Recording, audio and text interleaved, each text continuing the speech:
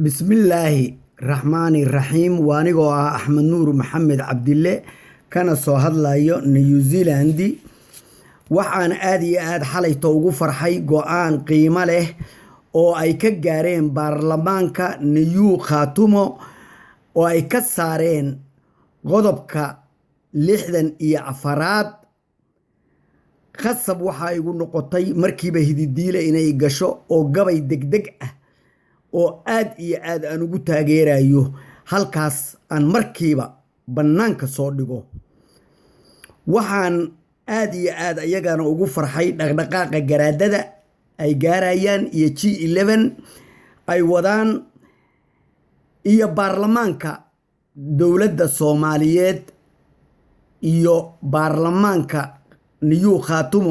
dhaqdhaqaaqa ay wadaan ee ay ku raadinayaan midnimada ummadda Soomaaliyeed iyo isku xirka ummadda Soomaaliyeed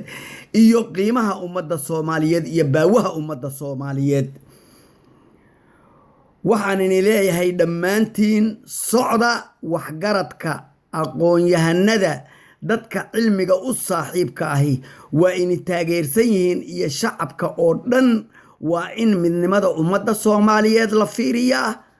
la ilaaliyaa la dhowraa qiimaha iyo baawaha ummaddu ay leedahayna meel cad la dhigaa salkana ay ku haysaa kutubka quraanka ah wax walba oo wanaagsan asaga ayaa laga helaaye jidka cad in la qaado dawladana dhexe ee Soomaaliyeedna tabcooyinka loo dhigayo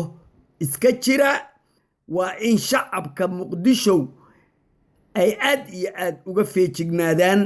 nin alla ninkii dhibaato wada ee dalka baabi'inaya hadda waxaan soo gelayaa gabay la magac baxay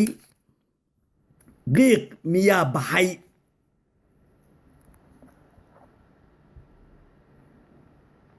qaadir baa awood leh anoo qaarad kale jooga qowlkay dabayluhu wadeen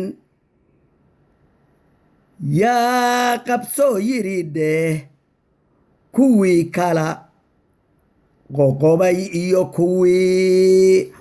qonof la doonayay qoortaa la jaray oo dastuur qodob xun waa tuurnay qalbigaygu buuhood le waa qiimo geliyaaye baarlamaanku qodobku masaxay qiiq miyaa baxay dheh ruugi waa quwaaxii u rabay qowlal gelin maayo aneexadi ku quban ood dhexdeed qaadan kari maysid intaad kala qalaysaan rag baa qaybta lagu aadshay qarisaye gonjaxa geelmiyaa qaadi guntigaagu qaalin laba qardaa jecel libaax qaatay kama reebtid baarlamaanku qodobku masaxay qiiq miyaa baxay dheh qalad dhagara ruuxii wataa soo qotominaya quraankay ku taalla hubaal qaadirkaa yiriye qorshihii dastuurkaad gafteen qiima heli maysid ma qufaco nimaan cudur ku jirin qaaxa lagu sheegin dhaartuna waxay qaban ninkii qalad u maaraystaa baarlamaanku qodobku masaxay qiiq miyaa baxay dheh ha quusteen kuwii